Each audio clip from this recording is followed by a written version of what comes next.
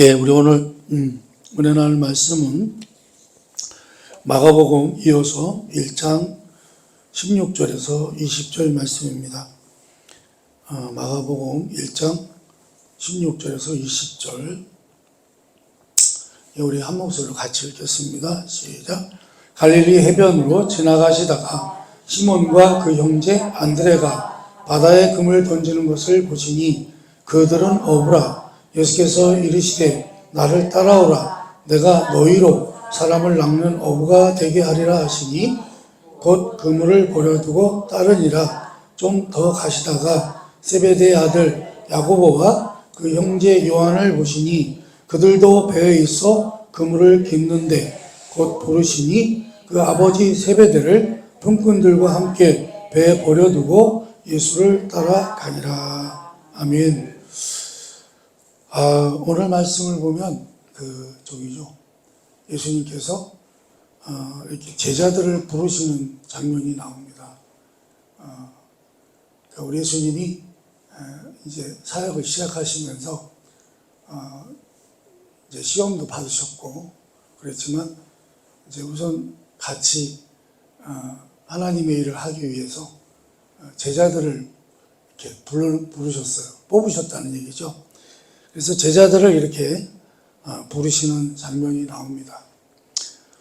거기서 우리 예수님께서는 그 제자들을 뽑으실 때 그 기준이 정말 너무 평범하다고 그럴까요? 그냥 평범한 사람들이었어요. 아주 단순하고 평범한 사람들을 제자로 부르신 것을 알 수 있습니다. 우리 예수님은 제자들로 이제 뽑기 위해서 어떤 종교인, 어떤 종교 지도자나 정치 지도자나 어떤 전문 인력이거나 아니면 유력한 그런 인물을 뽑으신 게 아니라는 거예요.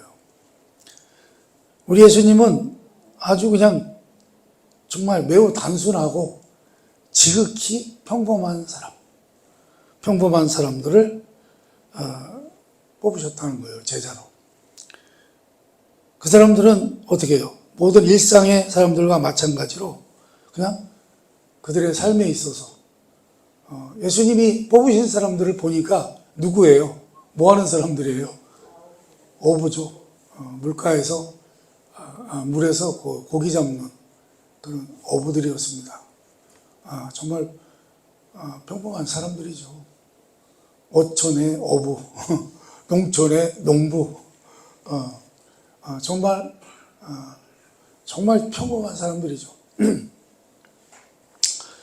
그렇다면 사실 우리는 이런 생각이 들 수도 있어요. 우리 예수님께서 이왕 제자를 뽑으실 거면 좀 어때요? 재능이 있고 능력이 있는 사람들을 뽑으시는 게 더 낫지 않았을까? 그렇죠? 근데 왜 그러질 않으시고 어촌에서 일상을 살아가는 그런 평범한 사람들을 부르셨는가? 라는 것입니다. 그렇다면 이 사람들, 예수님이 부르신 사람들, 이 사람들은 뭔가 예수님께서 제자로 부르실 만한 그런 우리가 모르는 그런 자질을 갖고 있었던 것은 아닐까? 이제 그런 생각을 해보는 거죠. 우리는 사람을 잘 볼 줄을 모릅니다만 우리 예수님은 사람을 볼 줄 아시잖아요. 우리 하나님은 우리의 겉모습을 보시는 게 아니라 우리 하나님은 우리의 뭐를 보셔요? 우리의 속을 보시잖아요. 우리의 마음을 보시는 것처럼 아마 우리 예수님은 이 부르신 사람들이 아마도 제자로서의 그런 사명을 잘 감당할 수 있지 않을까라는 생각을 하셨던 것 같아요. 자, 그러면 이 사람들이 도대체 어떤 그런 보통 사람들과는 다른 뭔가 구별되는 제자들로서 감당할 수 있는 자질을 가졌을까? 이것을 우리가 이제 오늘 본문을 보면서 우리가 한번 살펴볼 수가 있을 것 같습니다. 그냥 봐도요, 우리가 오늘 말씀을 보면서도 그냥 봐도 어때요? 이 사람들은 어떤 사람들이에요? 그냥 근면하게, 성실하게 살아가는 사람들이었습니다. 그렇죠? 열심히, 어촌이니까 열심히 고기 잡으면서 사는 사람들이었습니다. 그러면서도 그들은 오늘 말씀 본문의 전체를 보면 그 사람들에게는 뭔가 꿈을 가지고 있는 사람들이었다는 거예요. 그때 뭐 시대가 어렵기도 했습니다만 그들에게는 뭔가 꿈이 있었겠죠. 꿈을 가진 사람들이었습니다. 그것은 어떤 꿈이었을까요? 그들은 메시아를 기다렸다는 거죠.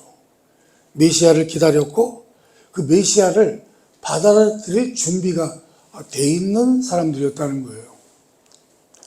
그리고 그들은 보니까요, 이렇게 다 형제간에 같이 일하잖아요. 혼자 일하는 게 아니라 형제들 간에 같이 일해요.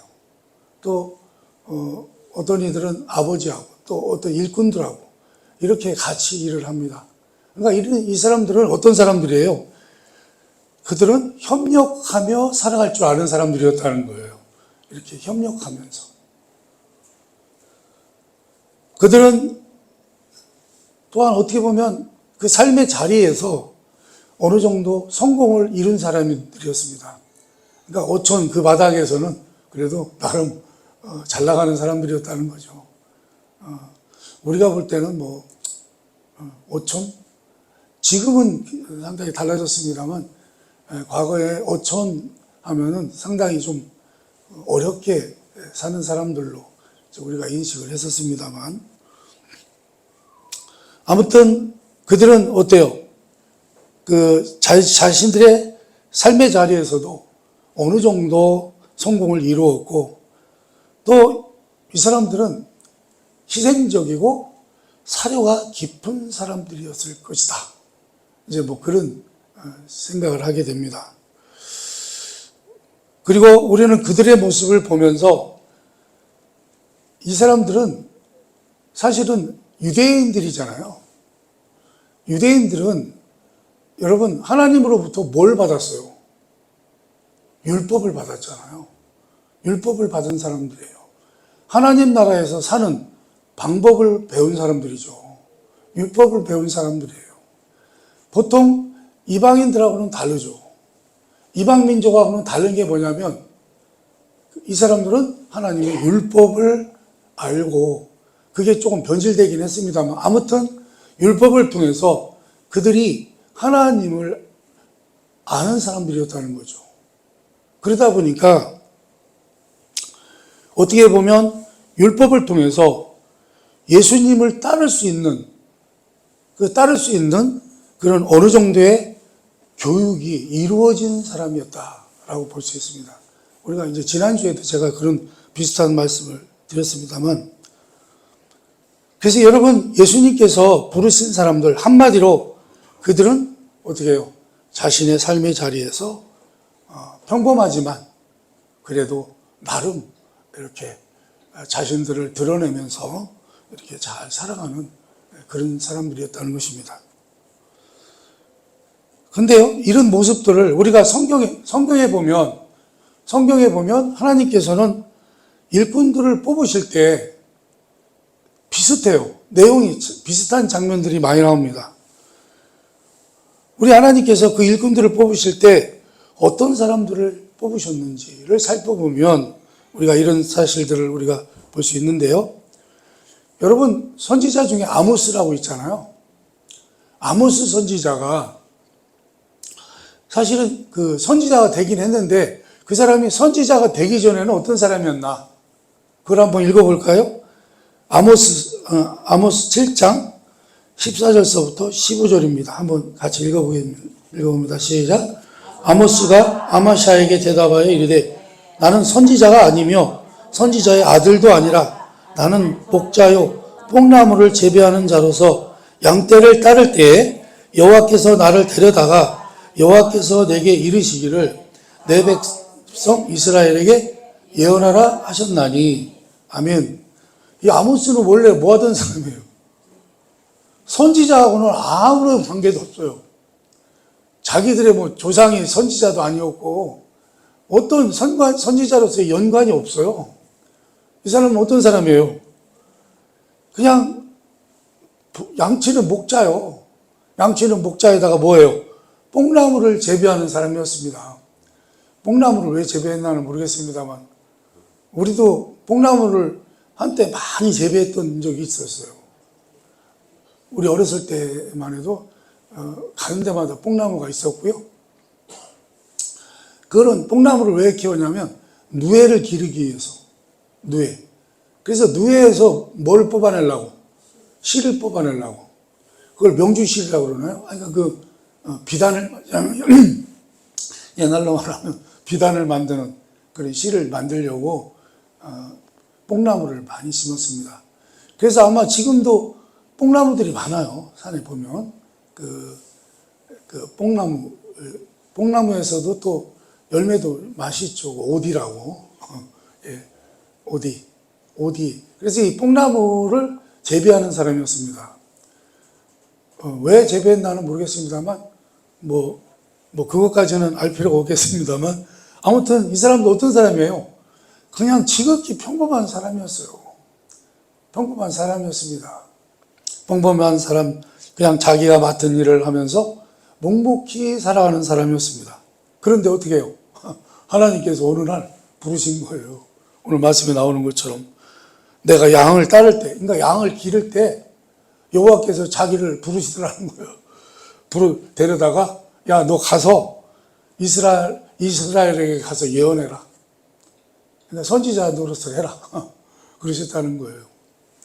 결국은 아모스는 어떻게 되죠? 아모스는 하나님의 말씀대로 이스라엘에 가서 소식을 전하죠. 너희들이 회개하지 않고 이렇게 계속 악하게 살면 어떻게 된다? 너희들 망한다. 그 소리 하다가 결국 어떻게 됐어요? 아모스 선지자는 순교를 당했죠. 죽임을 당했습니다. 아무튼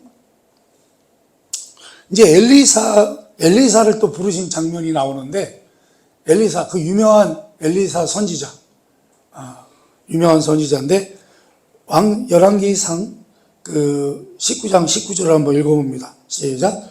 엘리야가 거기서 떠나 사바드의 아들 엘리사를 만나니 그가 12겨릿 소를 앞세워 밭을 가는데 자기는 12째 겨릿소와 함께 있더라. 엘리야가 그리로 건너가서 겉옷을 그 위에 던졌더니 아멘. 이제 엘리야가 엘리사를 이제 선지자로 이제 지명하려고 이제 갔는데 그때 엘리사가 뭐 하고 있었어요, 여러분? 여러분, 겨릿소라는 게 뭐예요? 우리도 왜 시골에 소 이렇게 밭 갈 때 어떻게 해요? 거기다 뭘 걸잖아요. 거리를 건다 그러나요? 멍해인가요, 이걸? 멍해라고 그러나요? 멍해나 결이나 같은 말이에요. 해가지고 뒤에서 어떻게 해요? 쟁기질 하면서 밭을 갈아타는 거예요. 열심히 그거 하고 있는데 그거 하고 있는 사람이었다는 거예요. 어떤 사람이에요, 그 사람? 농사 짓는 사람이었다는 거예요. 농사꾼이었다는 겁니다. 그가 소를 앞세워서 밭을 가는 장면이 나오는데 그도 이렇게 어떻게 해요? 원래 선지자하고 관련이 있는 사람이 없는 사람이에요. 관련이 없어요. 관련이 없는 사람이었어요. 그냥 평범한 농사꾼이었고요. 이 장면을 보면 하여간 열심히 일했던 사람인 것 같아요. 그죠? 무슨 얘기입니까? 우리 하나님께서는요, 당신의 사람들을 뽑으실 때 어떤 대단한 사람을 뽑으시는 게 아니라는 거예요. 어떤 지위가 있는 사람들을, 어떤 공부를 많이 한 사람들을, 아니면 다른 사람들이 우러러볼 정도로 인격이 뛰어난 사람, 이런 사람들을 뽑는 것이 아니라는 것입니다. 오히려 어떤 사람들을 뽑으세요? 성실하게 자기 자리를 묵묵히 지키며 살아가는 평범한 사람을 부르신다라는 것입니다. 우리도 그렇잖아요. 우리도 마찬가지잖아요. 여러분 우리도 부르심을 받은 사람들이잖아요. 우리도 하나님의 부르심을 받고 하나님의 은혜로 우리가 다 구원받은 구원받은 여러분이 된 것을 믿으시기 바랍니다. 우리도. 그러니까 우리 하나님께서도요, 우리를 부르시는 기준이, 우리를 구원하시는 기준이 어떻게 해요? 뭔가 대단한 사람들을 부르시는 게 아니라는 거예요. 이제 우리 예수님께서 제자들을 부르신 그곳은요, 갈릴리 해변이었어요. 갈릴리 바다라고도 하는데, 바다라고 불리기에는 좀 작아요. 사이즈가. 그래서 우리 대청댐 있잖아요. 대청댐 같은 정도 보면 되려나요? 대청댐보다 작을 거예요, 아마. 남북으로 21km. 그 다음에 동서로는 13km. 그러니까 넓기는 하죠. 넓기는 한데, 대청댐은 그거보다 더 넓죠. 아마 더 넓은 걸로 알고 있는데. 그래서 여러분, 그 갈릴리 호숫가는 지금은 바다라고 부르진 않는다는 거예요. 그냥 호수라고 부르겠죠. 이 호수는 팔레스틴에서 부유하고 인구가 가장 밀집된 몇몇 지역에 둘러싸여 있었습니다. 원래 물을 중심으로 도시가 발전됐잖아요, 과거에는. 그래서 지금 우리나라도 어디를 중심으로 잘 살았어요, 과거에는. 그 항구가 있는 항구. 그러니까 물이 있는 쪽에서 모든 것들이 이렇게 연결되어 있었죠. 그러니까 옛날에는 사실은 여러분 대전이 잘 살았을까요? 강경이 잘 살았을까요? 강경이 훨씬 잘 살았죠. 강경에는 뭐가 있었어요? 항구가 있었잖아요.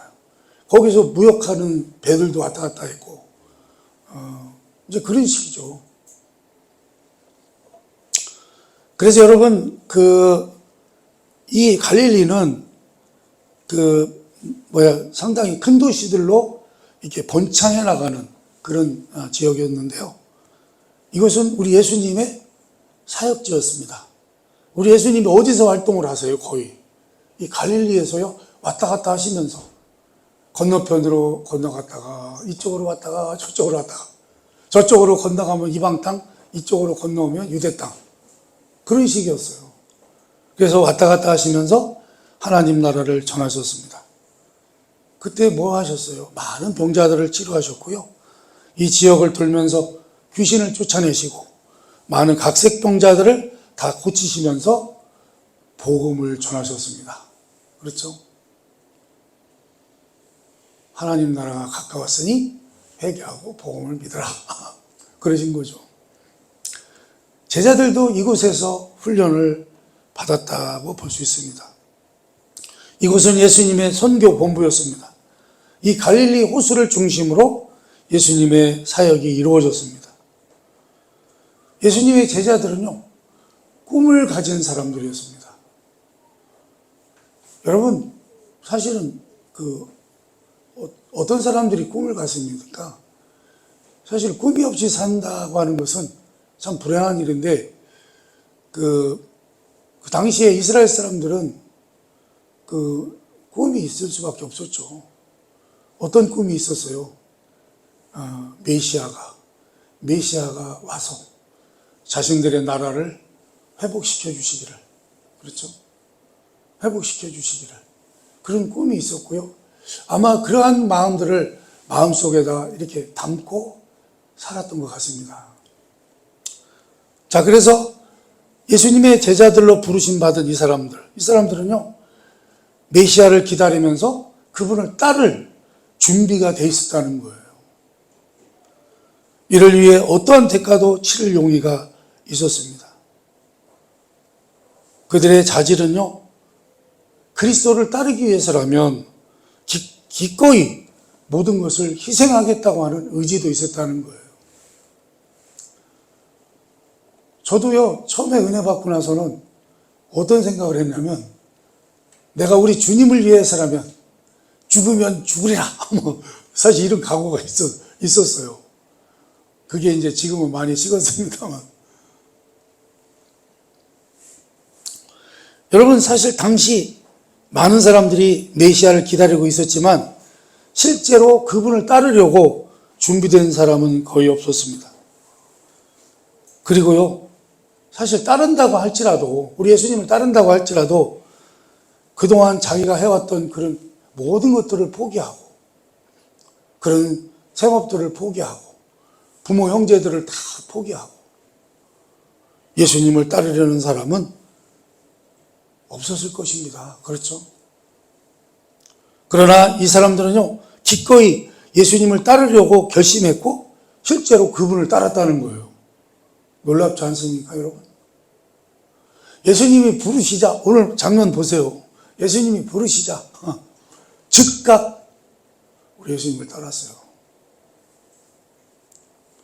사실 예수님을 따르기 위해서 어떠한 대가라도 치르겠다고 생각하는 사람은 매우 드문 것입니다. 당시 예수님을 따르기 위해서는 어떻게 해요?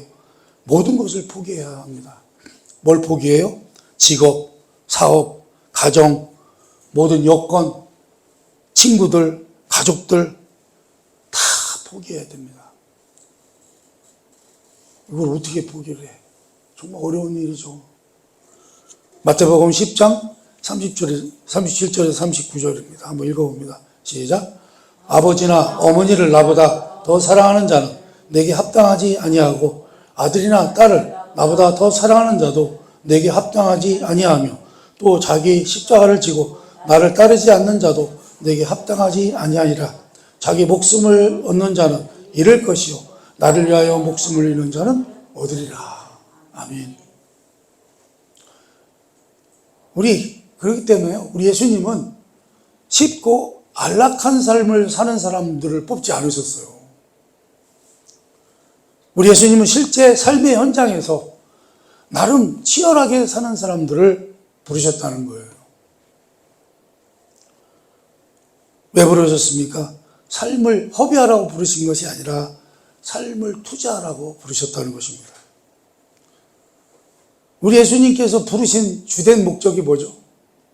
우리 예수님이 제자들을 부르신 목적, 그것은 우리를 부르신 목적과 마찬가지죠. 누가복음 19장 10절입니다. 한번 읽어봅니다. 시작. 인자가 온 것은 잃어버린 자를 찾아 구원하려 함이니라. 사람을 락년오브가 되게 하시려고 부르신 것입니다. 왜요? 구원받게 하시려고. 예수님의 제자들은 협력하며 일할 줄 아는 사람이라고 말씀을 드렸습니다. 그들은 형제였으며 항상 일을 했습니다. 같이 일을 했습니다.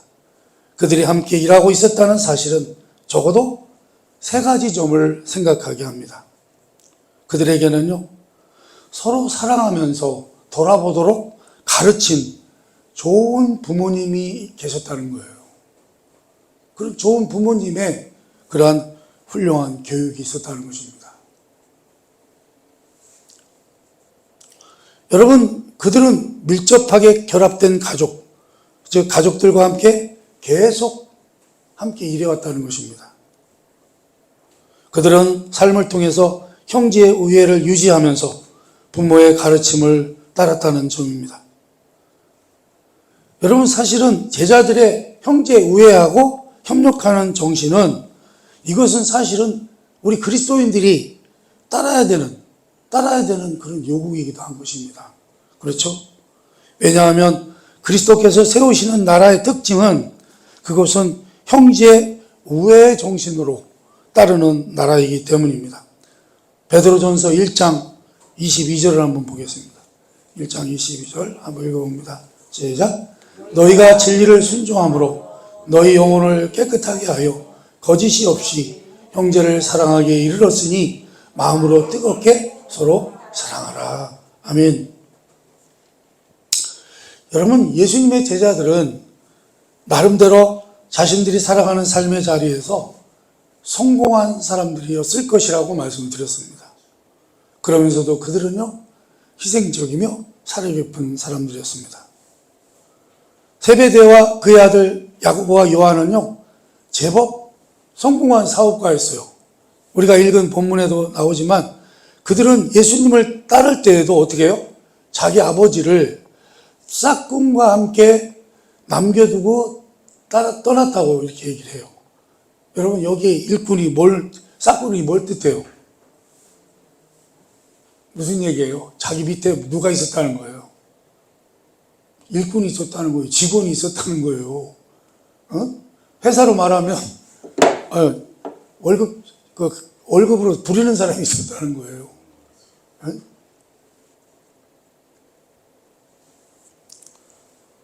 그러나 여러분, 그들은요, 예수님을 따르기 위해서 이러한 모든 것을 어떻게 했어요? 버렸다는 거예요, 과감하게. 여러분, 이러한 모습 역시 우리 보통 사람들에게는 찾아보기 어려운 자질이라는 것입니다. 사실 우리 예수님을 따르려고 자기들의 모든 것을 포기하는 사람이 얼마나 되겠습니까? 어떻게 포기를 해요? 그죠? 한 부자 청년이 예수님께 나와서 이렇게 여쭤봐요. 제가 어떻게 해야 영생을 얻으리까? 그러니까요, 우리 예수님이 이렇게 물어봐요. 그래, 그럼 너 율법을 잘 지켰니? 그동안, 사는 동안.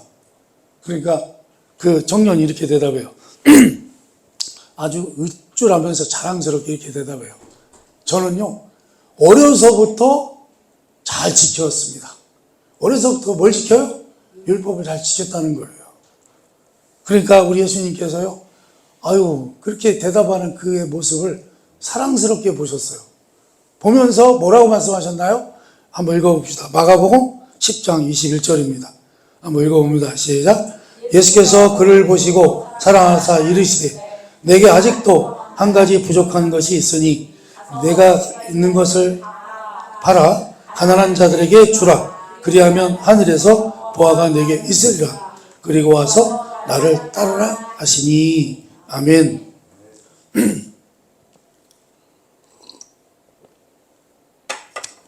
여러분, 우리 예수님이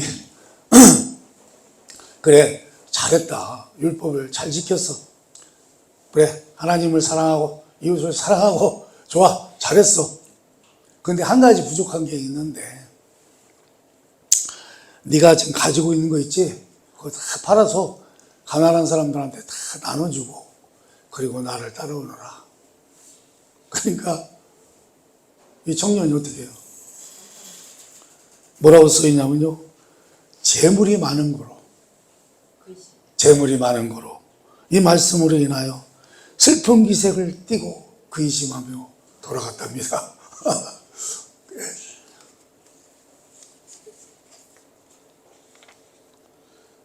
사실 그때요, 베드로가 사실 별로 이쁜 모습은 아닌데 베드로가 이렇게 촉삭거리면서 딱 얘기를 해요. 우리 주님한테.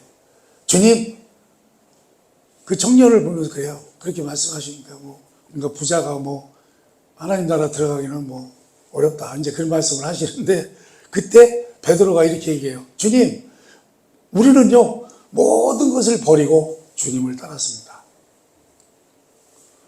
예수님의 제자들은 어떻게 했다고요? 주님, 우리는 모든 걸 버리고 떠났습니다. 당신을 따랐습니다. 모든 걸 버리고. 그게 그들의 자질이죠. 오늘 예수님으로부터 부르심을 받은 제자들의 삶은 평범하였으나 그들은 근면하고 성실하게 살아가는 사람들이었습니다. 그리고 그들은 꿈을 가진 사람들이었습니다. 그들은 메시아를 기다리며 따를 준비가 되어 있었습니다. 그리고 그들은 협력하며 살아갈 줄 아는 사람들이었습니다. 그리고 그들은 희생적이며 살아깊은 사람들이었습니다. 사랑하는 여러분, 이처럼 우리도요, 제자들처럼 주님의 부르심을 받은 사람들인 것을 기억하시기 바랍니다. 우리도 이 제자들처럼 이렇게 준비가 돼야 되는데 그렇죠? 우리 주님의 우리를 부르시면 얼마나 축복된 일입니까? 죽을 수밖에 없었던 자리에서 생명의 자리로 우리가 옮김을 받았습니다.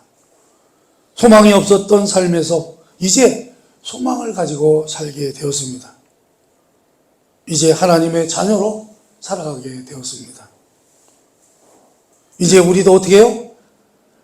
우리 주님께서 제자들을 부르셔서 그들을 사람을 낚는 어부로 부르신 것처럼 우리도 이제 어떻게 해야 돼요? 사람을 낚는 어부로서의 삶을 살아가야 할 것입니다.